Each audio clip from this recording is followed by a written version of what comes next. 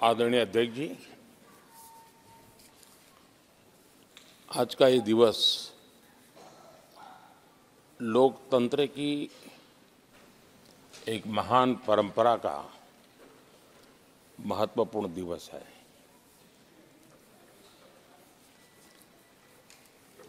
सत्रहवीं लोकसभा ने 5 वर्ष देश सेवा में जिस प्रकार से अनेकविध महत्वपूर्ण निर्णय किए, अनेक चुनौतियों को सबने अपने सामर्थ्य से देश को उचित दिशा देने का प्रयास, एक प्रकार से ही आज का दिवस हम सबकी उन 5 वर्ष की वैचारिक यात्रा का, राष्ट्र को समर्पित उस समय का,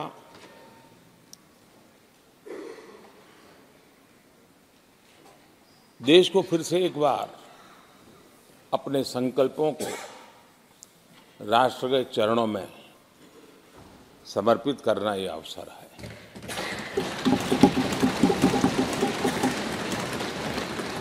ये 5 वर्ष देश में रिफॉर्म, परफॉर्म एंड ट्रांसफॉर्म, ये बहुत रेयर होता है कि रिफॉर्म भी हो, परफॉर्म भी हो और हम ट्रांसफॉर्म होता अपनी आंखों के सामने देख पाते हो, एक नया विश्वास भरता हो।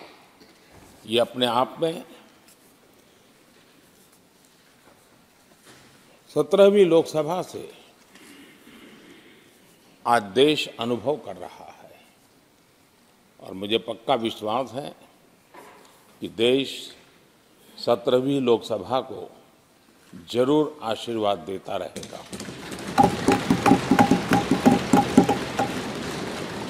इन सारी प्रक्रियाओं में सदन के सभी माननीय सदस्यों का बहुत महत्वपूर्ण रोल रहा है, महत्वपूर्ण भूमिका रही है और ये समय है कि मैं सभी माननीय सांसदों का इस गृह के नेता के नाते भी और आप सबके एक साथी के नाते भी आप सबका अभिनंदन करता हूं। विशेष रूप से आदरणीय अध्यक्ष जी, मैं आपके प्रति भी हृदय से बहुत बहुत आभार व्यक्त करता हूं।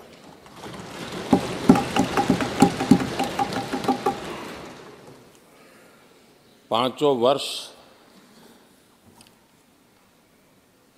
कभी कभी सुमित्रा जी मुक्त हास्य करती थी, लेकिन आप हर पल आपका चेहरा मुस्कान से भरा रहता था। यहाँ कुछ भी हो जाए लेकिन कभी भी उस मुस्कान में कोई कमी नहीं आई।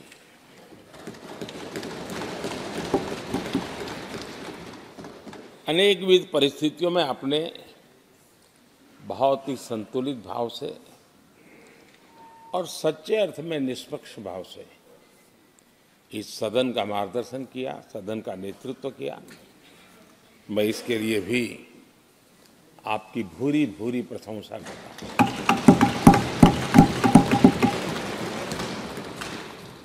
आक्रोश के पल भी आए, आरोप के भी पल आए, लेकिन आपने पूरे धैर्य के साथ इन सभी स्थितियों को संभालते हुए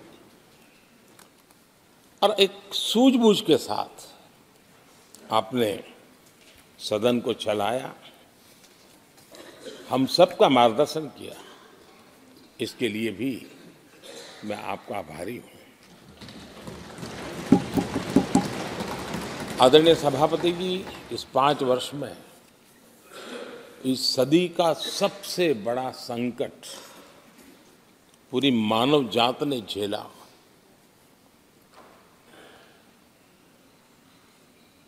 कौन बचेगा, कौन बच पाएगा, कोई किसी को बचा सकता है कि नहीं बचा सकता, ऐसी वो अवस्था थी। ऐसे में सदन में आना, ये भी अपना घर छोड़ के निकलना, ये भी संकट का काल था। उसके बाद भी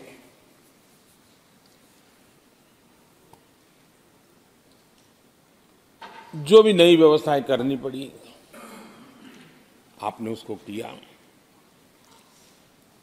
देश के काम को रुकने नहीं दिया। सदन की गरिमा भी बनी रहे और देश के आवश्यक कामों को जो गति देनी चाहिए, वो गति भी बनी रहे। और उस काम में सदन की जो भूमिका है, वो रत्ती भर भी पीछे न रहे। इसको आपने बड़ी कुशलता के साथ संभाला और दुनिया के लिए एक उदाहरण के रूप में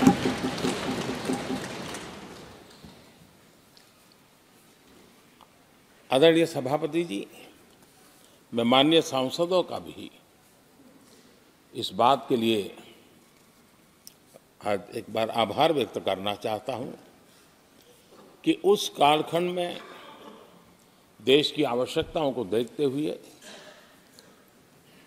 सांसद निधि छोड़ने का प्रस्ताव माननीय सांसदों के सामने रखा और एक पल के विलंब के बिना सभी माननीय सांसदों ने सांसद निधि से मुक्त। इतना ही नहीं, एक देशवासियों को पॉजिटिव मैसेज देने के लिए अपने आचरण से समाज को एक विश्वास देने के लिए सांसदों ने अपनी सैलरी में से 30% कटौती का निर्णय सबने खुद ने किया, ताकि देश को भी विश्वास हुआ कि ये सबसे पहले छोड़ने वाले लोग हैं। और आदरणीय सभापति जी, हम सभी सांसद बिना कारण साल में 2 बार हिंदुस्तान के मीडिया के किसी न किसी कोने में गाली खाते रहते थे कि ये सांसदों को इतना मिलता है और कैंटीन में इतने में खाते हैं, बाहर इतने में मिलता है, कैंटीन में इतने में मिलता है, बाहर यानी पता नहीं बाहर नोट लिए जाते थे। आपने निर्णय किया सबके लिए समान रेट होंगे कैंटीन में, और सांसदों ने कभी भी विरोध नहीं किया, शिकायत भी नहीं की। और सभी सांसदों की बिना कारण इतनी फजेत करने वाले लोग मजे लेते थे, उससे हम सबको आपने बचा लिया। इसके लिए भी मैं आपका आभार व्यक्त करता हूं। आदरणीय सभापति जी, ये बात सही है कि हमारे कई लोकसभा के, चाहे 17वीं हो, 16वीं हो, 15वीं हो, संसद का नया भवन होना चाहिए, इसकी चर्चा सबने की, सामूहिक रूप से की, एक स्वर से की, लेकिन निर्णय नहीं होता था। ये आपका नेतृत्व है जिसने निर्णय किया, चीज़ों को आगे बढ़ाया, सरकार के साथ अनेक मीटिंगें की, और उसी का परिणाम है कि आज देश को ये नया संसद भवन प्राप्त हुआ है। आदरणीय सभापति जी, एक संसद के नए भवन में एक विरासत का अंश और जो आजादी की पहली पल थी, उसको जीवंत रखने का हमेशा हमेशा हमारे मार्गदर्शक रूप में ये सेंगोल को यहाँ स्थापित करने का काम, और अब प्रतिवर्ष उसको सेरेमोनियल इवेंट के रूप में उसको हिस्सा बनाने का एक बहुत बड़ा काम आपके नेतृत्व में हुआ है। जो भारत की आने वाली पीढ़ियों को हमेशा हमेशा हमें आज़ादी के उस प्रथम पल के साथ जोड़ के रखेगा और आज़ादी की वो पल क्यों थी हमें वो याद रहेगा, तो देश को आगे ले जाने की वो प्रेरणा भी बनी रहेगी। उस पवित्र काम को आपने किया है। आदरणीय सभापति जी, ये भी सही है कि इस कालखंड में G20 की अध्यक्षता का भारत को मिली। भारत को बहुत सम्मान मिला। देश के हर राज्य ने अपने अपने तरीके से विश्व के सामने भारत का सामर्थ्य और अपने राज्य की पहचान बखूबी प्रस्तुत की, जिसका प्रभाव आज भी विश्व के मन पर है। उसके साथ आपके नेतृत्व में G20 की तरह P20 का जो सम्मेलन हुआ और विश्व के अनेक देशों के स्पीकर्स यहाँ आए और मदर ऑफ डेमोक्रेसी भारत किस महान परंपरा को लेकर के, किस डेमोक्रेटिक वैल्यूज को लेकर के सदियों से हम आगे बढ़े हैं।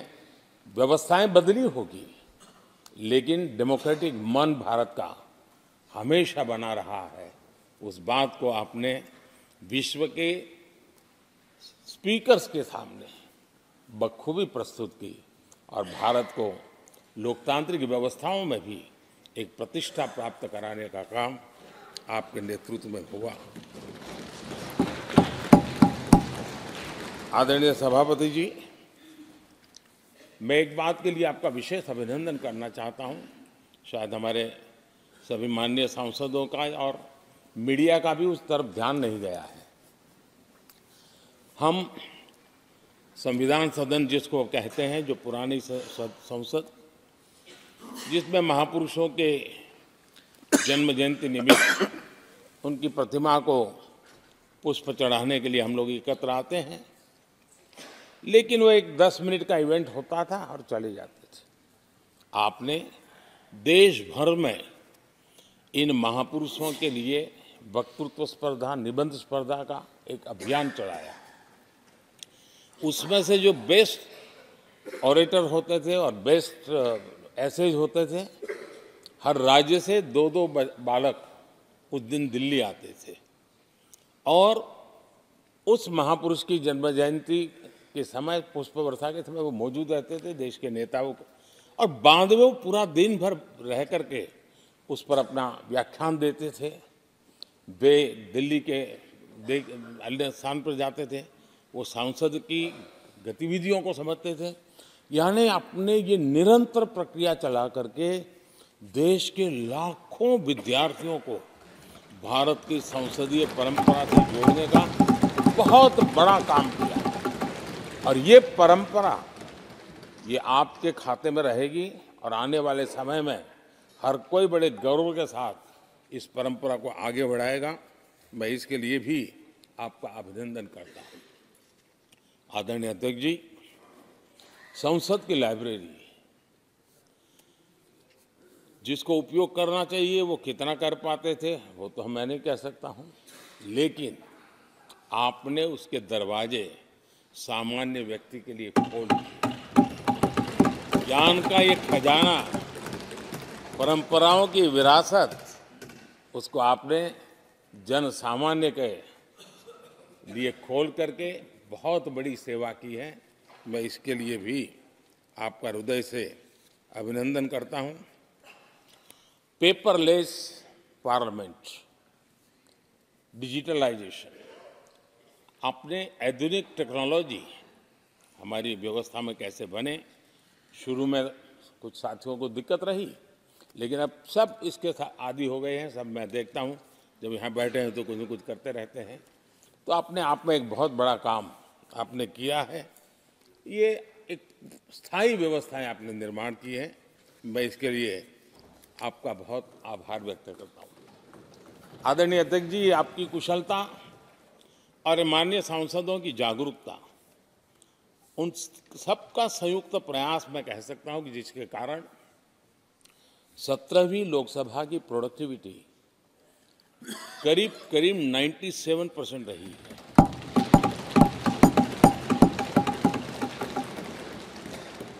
नाइन्टी 97% प्रोडक्टिविटी अपने आप में प्रसन्नता का विषय है, लेकिन मुझे विश्वास है कि आज जब 17वीं लोकसभा की हम समाप्ति की तरफ बढ़ रहे हैं, तब एक संकल्प लेकर के 18वीं लोकसभा प्रारंभ होगी कि हम हमेशा 100% से ज़्यादा प्रोडक्टिव वाली हमारी कार्यवाही करेंगे, और उसमें भी 7 सत्र 100% से भी ज़्यादा प्रोडक्टिविटी वाले रहे। ये भी, और मैंने देखा आपने रात रात बैठ करके भी हर सांसदों के मन की बात को आपने सरकार के ध्यान में लाने का भरपूर प्रयास किया। मैं इन सफलता के लिए सभी माननीय सांसदों का और सभी फ्लोर लीडर्स का भी हृदय से आभार और अभिनंदन व्यक्त करता हूं। पहले सत्र में, 17वीं लोकसभा के पहले सत्र में दोनों सदन ने 30 विधेयक पारित किए थे। ये अपने आप में रिकॉर्ड है।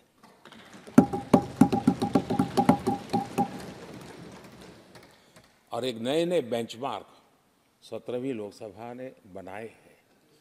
आदरणीय अध्यक्ष जी, आजादी के 75 वर्ष पूरा होने का उत्सव, हम सबको कितना बड़ा सौभाग्य मिला कि ऐसे अवसर पर हमारे सदन ने अत्यंत महत्वपूर्ण कामों को नेतृत्व किया। हर स्थान पे हुआ। शायद ही कोई सांसद ऐसा होगा कि जिसने आज़ादी के 75 वर्ष को लोकोत्सव बनाने में अपने अपने क्षेत्र में भूमिका अदा न की हो। यानी सचमुच में आज़ादी के 75 वर्ष को देश ने जी भर करके उत्सव से बनाया, और उसमें हमारे माननीय सांसदों की और इस सदन की बहुत बड़ी भूमिका रही है। हमारे संविधान लागू होने के 75 वर्ष, ये भी अवसर इसी समय इसी सदन को मिला है, इसी सभी माननीय सांसदों को मिला है। और संविधान की जो भी जिम्मेवारियां उसकी शुरुआत यहाँ से होती हैं, और उनके साथ ये जुड़ना ये अपने आप में बहुत बड़ी प्रेरक है। आदरणीय अध्यक्ष जी, इस कार्यकाल में बहुत ही रिफॉर्म्स हुए हैं और गेम चेंजर है। 21वीं सदी के भारत की मजबूत नींव उन सारी बातों में नजर आती है। एक बड़े बदलाव की तरफ तेज गति से देश आगे बढ़ा है, और इसमें भी सदन के सभी साथियों ने बहुत ही उत्तम मार्गदर्शन किया है, अपनी हिस्सेदारी जताई है। और देश, हम संतोष से कह सकते हैं कि हमारी अनेक पीढ़ियां जिन बातों का इंतजार करती थी, ऐसी बहुत से काम इस 17वीं लोकसभा के माध्यम से पूरे हुए। पीढ़ियों का इंतजार खत्म हुआ। अनेक पीढ़ियों ने एक संविधान, इसके लिए सपना देखा था, लेकिन हर पल उस संविधान में एक दरार दिखाई देती थी, एक खाई नजर आती थी, एक रुकावट चुभती थी। लेकिन इसी सदन ने धारा 360 आर्टिकल 370 हटा करके संविधान के पूर्ण रूप को, उसके पूर्ण प्रकाश के साथ उसका प्रकटीकरण हुआ।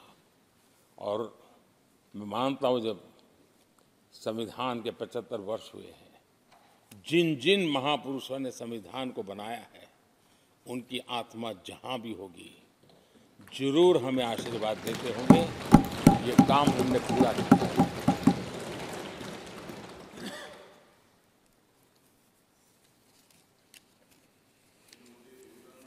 कश्मीर के भी जम्मू कश्मीर के लोगों को सामाजिक न्याय से वंचित रखा गया था। आज हमें संतोष है कि सामाजिक न्याय का जो हमारा कमिटमेंट है वो हमारे जम्मू कश्मीर के भाई बहनों को भी पहुंचा करके हम आज एक संतोष की अनुभूति कर रहे हैं। आदरणीय अध्यक्ष जी, आतंकवाद नासूर बनके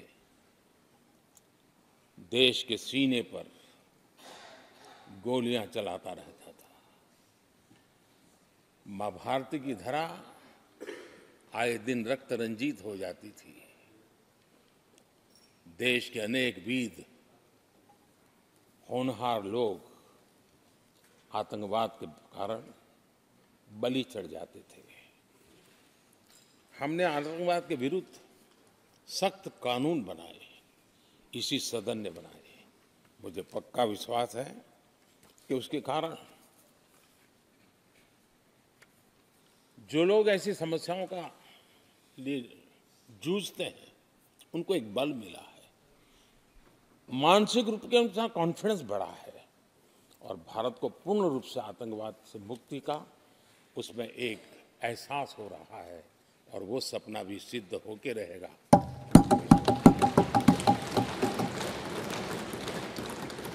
हम 75 साल तक अंग्रेजों की दी हुई दंड संहिता में जीते रहे।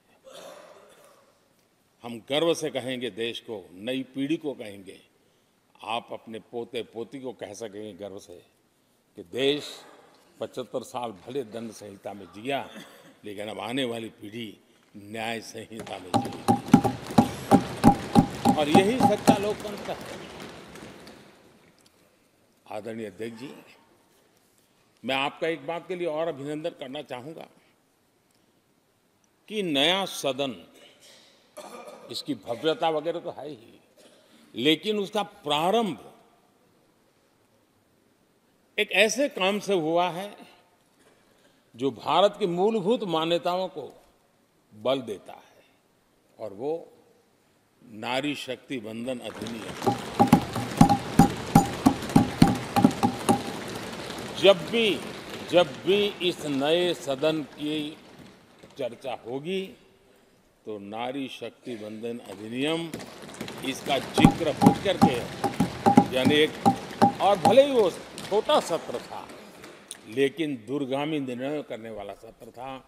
इस नए सदन की पवित्रता का एहसास उसी पल शुरू हो गया था जो हम लोगों को एक नई शक्ति देने वाला है और उसी का परिणाम है कि आने वाले समय में जब बहुत बड़ी मात्रा में यहाँ हमारी माताएं बहनें बैठी होगी, देश गौरव की अनुभूति करेगा।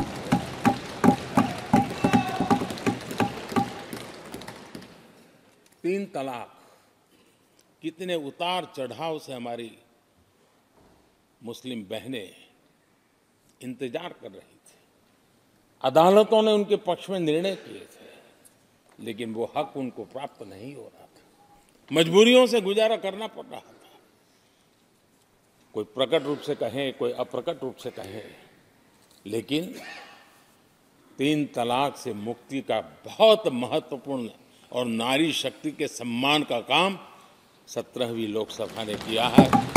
सभी मान्य सांसद, उनके विचार कुछ भी रहे हो, उनका निर्णय कुछ भी रहा हो, लेकिन कभी न कभी तो कहेंगे कि हाँ, इन बेटियों को न्याय देने का काम भी करने के समय हम वहां मौजूद हैं। पीढ़ियों से होता यह न्याय हमने पूरा किया है और वो बहनें हमें आशीर्वाद दे रही है। आदरणीय अध्यक्ष जी, आने वाले 25 वर्ष हमारे देश के लिए बहुत महत्वपूर्ण है। राजनीति की गहमागहमी अपनी जगह पे है, राजनीतिक क्षेत्र के लोगों की अपनी आशा आकांक्षा अपनी जगह पे है, लेकिन देश की अपेक्षा, देश की आकांक्षा, देश का सपना, देश का संकल्प ये बन चुका है।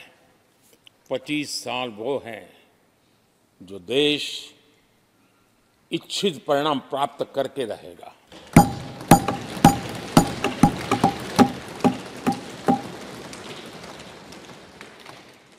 1930 में जब महात्मा गांधी जी ने दांडी की यात्रा की थी, नमक का सत्याग्रह था। घोषणा होने के पहले लोगों को सामर्थ्य नजर नहीं आया था। चाहे स्वदेशी आंदोलन हो, चाहे सत्याग्रह की परंपरा हो, चाहे नमक का सत्याग्रह हो, उस समय तो घटनाएं छोटी लगती थी, लेकिन 1947 वो 25 साल का कालखंड, उसने देश के अंदर वो जज्बा पैदा कर दिया था। हर व्यक्ति के दिल में वो जज्बा पैदा कर दिया था कि अब तो आज़ाद होकर रहना है। मैं आज देख रहा हूं कि देश में वो जज्बा पैदा हुआ है। हर गली मोहल्ले में हर बच्चे के मुंह से निकला है कि 25 साल में हम विकसित भारत बना के रहेंगे। इसलिए ये 25 साल मेरी देश की युवा शक्ति के अत्यंत महत्वपूर्ण कालखंड है, और हम में से कोई ऐसा नहीं होगा जो नहीं चाहता होगा कि 25 साल में देश विकसित भारत न बने। हर किसी का सपना है। कुछ लोगों ने सपने को संकल्प बना लिया है, कुछ लोग शायद संकल्प बनाते देर हो जाएगी, लेकिन जुड़ना हर एक को होगा। और जो जुड़ भी नहीं पाएंगे और जीवित होंगे तो फल तो जरूर खाएंगे। ये मेरा आदरणीय अध्यक्ष जी, ये 5 वर्ष युवाओं के लिए बहुत ही ऐतिहासिक कानून भी बने हैं। व्यवस्था में पारदर्शिता लाकर युवाओं को नए मौके दिए गए हैं। पेपर लीक जैसी समस्या जो हमारे युवाओं को चिंतित करती थी, हमने बहुत ही कठोर कानून बनाया है ताकि उनके मन में जो सवाल या निशान था और उनको व्यवस्था के प्रति उनका गुस्सा था, उसको एड्रेस करने का सभी माननीय सांसदों ने देश के युवाओं के मन के भाव को समझ करके बहुत ही महत्वपूर्ण निर्णय किया है। आदरणीय अध्यक्ष जी, ये बात सही है कि कोई भी मानव जात अनुसंधान के बिना आगे नहीं बढ़ सकती है। उसको नित्य परिवर्तन के लिए अनुसंधान अनिवार्य होते हैं, और मानव जात का लाखों साल का इतिहास गवाह है कि हर काल में अनुसंधान होते रहे हैं, जीवन बढ़ता चला गया है, जीवन का विस्तार होता गया है। इस सदन ने विधिवत रूप से कानूनी व्यवस्था खड़ी करके अनुसंधान को प्रोत्साहन देने का बहुत बड़ा काम किया है। नेशनल रिसर्च फाउंडेशन, ये कानून आमतौर पर रोजमर्रा की राजनीति की चर्चा का विषय बन नहीं पाता, लेकिन इसके परिणाम बहुत दूरगामी होने वाले हैं, और इतना बड़ा महत्वपूर्ण काम ये 17वीं लोकसभा ने किया है। मुझे पक्का विश्वास है देश की युवा शक्ति में इस व्यवस्था के कारण दुनिया का रिसर्च और का एक हब हमारा देश बन सकता है। हमारे देश की युवा के टैलेंट ऐसी है, आज भी दुनिया की बहुत कंपनी ऐसी हैं जिनके इनोवेशन के काम आज भी भारत में हो रहे हैं, लेकिन एक बहुत बड़ा हब बनेगा, ये मेरा पूरा विश्वास है। आदरणीय अध्यक्ष जी, 21वीं सदी में हमारी बेसिक नीड्स पूरी तरह बदल रही है। कल तक जिसका कोई मूल्य नहीं था, कोई ध्यान नहीं था, वो आने वाले में बहुत अमूल्य बन चुका है। जैसे डेटा, पूरी दुनिया में चर्चा है डेटा का सामर्थ्य क्या होता है। हमने डेटा प्रोटेक्शन बिल ला करके पूरी भावी पीढ़ी को सुरक्षित कर दिया है। पूरी भावी को एक नया शस्त्र हमने उसके हाथ में दिया है, जिसके आधार पर वो अपने भविष्य को बनाने के लिए इसका सही इस्तेमाल भी करेंगे। और digital personal data protection act, ये हमारी 21वीं सदी की पीढ़ी को और दुनिया के लोगों को भी भारत के इस एक्ट के प्रति रुचि बनी हुई है। दुनिया के देश उसका अध्ययन करते हैं, अपना नई नई व्यवस्था अनुकूल करने के लिए प्रयास कर रहे हैं। और डाटा का उपयोग कैसे हो, उसकी भी उसमें गाइडलाइंस है। अनेक प्रकार से प्रोटेक्शन का पूरा प्रबंध करते हुए इसका सामर्थ्य कैसे आए, जिस डेटा को लोगों गोल्ड माइन कहते हैं, न्यू ऑयल कहते हैं, मैं समझता हूँ वो सामर्थ्य भारत को प्राप्त हो। और भारत इस शक्ति के इसलिए विशेष है क्योंकि विविधताओं से भरा हुआ देश है। हमारे पास जिस प्रकार की जानकारी और हमारे साथ जुड़े हुआ डेटा जो जनरेट होता है, सिर्फ हमारा रेलवे पैसेंजर्स का डेटा कोई देख ले, दुनिया के लिए एक बहुत बड़ा संशोधन का विषय बन सकता है। उसकी ताकत को हमने पहचान करके इस कानूनी व्यवस्था को दिया है। आदरणीय अध्यक्ष जी, जल थल नभ, इस सदियों से इन क्षेत्रों की चर्चा चली है, लेकिन अब समुद्री शक्ति और स्पेस की शक्ति और साइबर की शक्ति, एक ऐसी त्रिविध शक्तियों का मुकाबला करने की आवश्यकता खड़ी हुई है। और विश्व जिस प्रकार के संकटों से गुजर रहा है और विश्व में जिस प्रकार के विचारे प्रभाव पैदा करने का प्रयास कर रहे हैं, तब इन क्षेत्रों में हमें सकारात्मक सामर्थ्य भी पैदा करना है और नकारात्मक शक्तियों से अपने आप को, हर चुनौतियों को चुनौती लेने का सामर्थ्य भी बनाना है। और उसके लिए आवश्यक स्पेस से जुड़े रिफॉर्म्स बहुत अनिवार्य थे और बहुत दूरगामी दृष्टि के साथ स्पेस के रिफॉर्म का काम हमारे यहाँ हुआ है। आदरणीय अध्यक्ष जी, देश ने जो आर्थिक रिफॉर्म किए हैं उसमें 17वीं के लोकसभा के सभी माननीय सांसदों की बहुत बड़ी भूमिका रही है। बीते वर्षों में हजारों कंप्लायंसेस बेवजह हम जनता जनार्दन को ऐसी चीजों में उलझाए रखा। ये गवर्नेंस की एक ऐसी विकृत व्यवस्था विकसित हो गई, उसमें से मुक्ति दिलाने का बहुत बड़ा काम हमारे यहाँ हुआ है और इसके लिए भी ये सदन का मैं आभारी हूँ। यानी इस प्रकार के कंप्लायंसेस के बोझ में सामान्य व्यक्ति तो दब जाता है। और मैंने तो एक बार लाल किले से भी कहा था,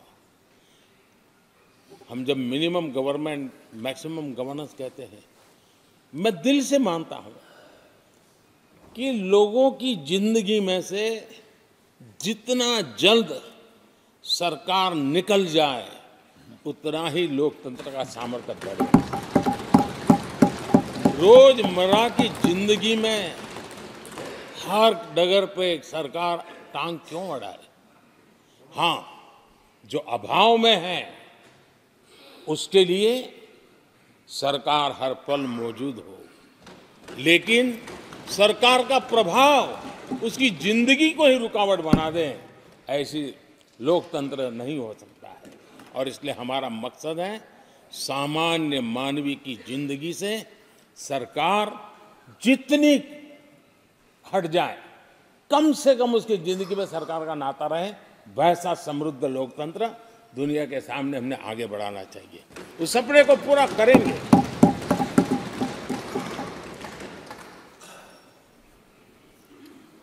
आदरणीय अध्यक्ष जी, companies act, limited liability partnership act, 60 से अधिक गैर जरूरी कानूनों को हमने हटाया है। ईज ऑफ डूइंग बिजनेस, इसके लिए ये बहुत बड़ी आवश्यकता थी, क्योंकि अब देश को आगे बढ़ना है तो बहुत सारी रुकावटों से बाहर आना पड़ेगा। हमारे कई कानून तो ऐसे थे, छोटी छोटे कारणों से जेल में भर दो बस। यहाँ तक कि फैक्ट्री है और उसके शौचालय को 6 महीने में एक बार अगर वाइट वॉश नहीं किया है तो उसके लिए जेल थी, वो कितनी बड़ी कंपनी का मालिक क्यों ना हो। अब ये जो एक प्रकार की जो अपने आप को बड़े लेफ्ट लिबरल कहते हैं, उन लोगों की आइडियोलॉजी, और देश में ये तुमारशाही का जमाना, उन सारों से मुक्ति दिलाने का हमें भरोसा होना चाहिए भाई। वो करेगा। आज लोगों के घरों में लिफ्ट होती है, वो सोसाइटी फ्लैट वाले लोग अपनी लिफ्ट रिपेयर करते ही है जी, हर चीज कर लेते हैं। तो ये जो समाज पर, नागरिक पर भरोसा करने का काम, बहुत तेजी से बढ़ाने का काम 17वीं लोकसभा ने किया है। और इसके लिए जन विश्वास एक्ट, मैं समझता हूं 180 से ज्यादा प्रावधान डीक्रिमिनलाइज करने का काम किया है। जो मैं कहा छोटी छोटी बात में जेल में डाल देना, ये डीक्रिमिनलाइज करके हमने नागरिक को ताकत दी है। वो इसी सदन ने किया है, यही माननीय सांसदों ने किया है। कोर्ट की चक्कर से जिंदगी बचाने के लिए बहुत महत्वपूर्ण काम, कोर्ट के बाहर विवादों से मुक्ति, उस दिशा में एक महत्वपूर्ण काम, मध्यस्थता का कानून, उस दिशा में भी इसी माननीय सांसदों ने बहुत बड़ी भूमिका अदा की। जो हमेशा हाशिए पर था, किनारे पर थे, जिनको कोई पूछता नहीं था, सरकार होने का उनको एहसास हुआ है। हाँ, सरकार है, हम है। जब कोविड में मुफ्त इंजेक्शन मिलता था ना, उसको भरोसा होता था, चलिए जान बच गई, सरकार होना का उसको एहसास होता था। और यही तो सामान्य मानवीय की जिंदगी में बहुत आवश्यक होता है। वो असहायता न अनुभव, अब क्या होगा, ये स्थिति पैदा नहीं होनी चाहिए। ट्रांसजेंडर समुदाय अपमानित महसूस करता था, और जब बार बार वो अपमानित होता था तो उसके अंदर भी विकृतियों की संभावनाएं बढ़ती रहती थी, और ऐसे विषयों से सब लोग दूर भागते थे। 17वीं लोकसभा के सभी माननीय सांसदों ने ट्रांसजेंडर्स के प्रति भी संवेदना जताई, और उनके जीवन में भी बेहतरीन जिंदगी बने। और आज दुनिया के अंदर जब भारत ने ट्रांसजेंडर के लिए किए हुए काम हैं, जो निर्णय किए, इसकी चर्चा है दुनिया को बड़ा। जब हम कहते हैं ना, हमारे यहाँ इवन हमारे माता बहनों के लिए प्रेगनेंसी के लिए 26 वीक की डिलीवरी के समय की छुट्टी, दुनिया के समृद्ध देशों को भी आश्चर्य होता है। अच्छा, यानी ये प्रोग्रेसिव निर्णय यहीं पर हुए हैं, इसी 17वीं लोकसभा में हुए हैं। हमने ट्रांसजेंडर को एक पहचान दी है। अब तक करीब 16-17 हजार ट्रांसजेंडर को उनका आइडेंटिटी कार्ड दिया गया है, ताकि उनके जीवन को, और मैंने देखा अब तो मुद्रा योजना से पैसे लेकर के छोटा मोटा वो बिजनेस करने लगी, वो कमाने लगी है। पद्मा अवार्ड हमने ट्रांसजेंडर को दिया है, एक सम्मान की जिंदगी जीने के लिए। सरकार से जुड़ी अनेक योजनाओं का लाभ जो अब तक उनको मिलता नहीं था, मिलना प्रारंभ हुआ है। वो सम्मानीय जिंदगी। आदरणीय अध्यक्ष जी, बहुत विकट काल में हमारा समय गया, क्योंकि 1.5-2 साल कोविड ने हमारे पर बहुत बड़ा दबाव डाला, लेकिन उसके बावजूद भी 17वीं लोकसभा देश के लिए बहुत उपकारक रही है, बहुत अच्छे काम किए हैं। लेकिन इस समय हमने कई साथियों को भी खो दिया है। हो सकता है अगर आज वो हमारे बीच होते तो आज इस विदाई समारोह में मौजूद होते, लेकिन बीच में ही कोविड के कारण हमें अपने बहुत होनहार साथियों को खोना पड़ा। उसका दुख हमेशा हमेशा हमारे रहेंगे। आदरणीय अध्यक्ष जी, 17वीं लोकसभा का अंतिम सत्र और अंतिम आवर ही समझ लीजिए है। लोकतंत्र और भारत की यात्रा अनंत है, अनेक, और ये देश किसी पर्पज के लिए है, उसका कोई लक्ष्य है, वो पूरी मानव जात के लिए। चाहे श्री अरविंदो ने देखा हो, चाहे स्वामी विवेकानंद जी ने देखा, लेकिन आज उन शब्दों में, उस विजन में सामर्थ्य था, वो हम आंखों के सामने देख पा रहे हैं। दुनिया जिस प्रकार से भारत के महात्म्य को स्वीकार कर रही है, भारत के सामर्थ्य को स्वीकारने लगी है, और उसको, उस यात्रा को हमें और शक्ति के साथ आगे बढ़ाना है। आदरणीय अध्यक्ष जी, चुनाव बहुत दूर नहीं है। कुछ लोगों को थोड़ी घबराहट रहती होगी, लेकिन ये लोकतंत्र का सहज आवश्यक पहलू है। हम सब उसको गर्व से स्वीकार करते हैं, और मुझे विश्वास है कि हमारे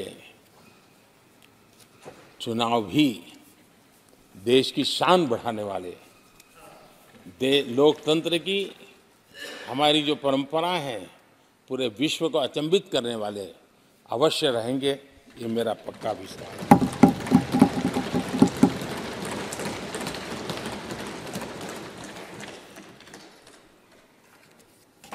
आदरणीय अध्यक्ष जी, मैं सभी माननीय सांसदों का जो सहयोग मिला है, जो निर्णय हम कर पाए हैं, और कभी कभी हमले भी इतने मज़ेदार हुए हैं कि हमारे भीतर की शक्ति भी खिल करके निकली है।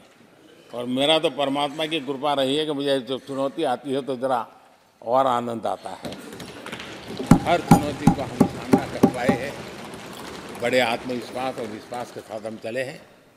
आज राम मंदिर को लेकर के इस सदन ने जो प्रस्ताव पारित किया है, वे देश की भावी पीढ़ी को इस देश के मूल्यों पर गर्व करने की संवैधानिक शक्ति देगा। ये सही है कि हर किसी में ये सामर्थ्य नहीं होता है कि ऐसी चीज़ों में तो कोई हिम्मत दिखाते हैं, कुछ लोग मैदान छोड़ के भाग जाते हैं, लेकिन फिर भी भविष्य के रिकॉर्ड को देखेंगे तो आज जो व्याख्यान वो हुए हैं, जो बातें रखी गई हैं, उसमें संवेदना भी है, संकल्प भी है, सहानुभूति भी है और सबका साथ सबका विकास के मंत्र को आगे बढ़ाने का उसमें तत्व भी है।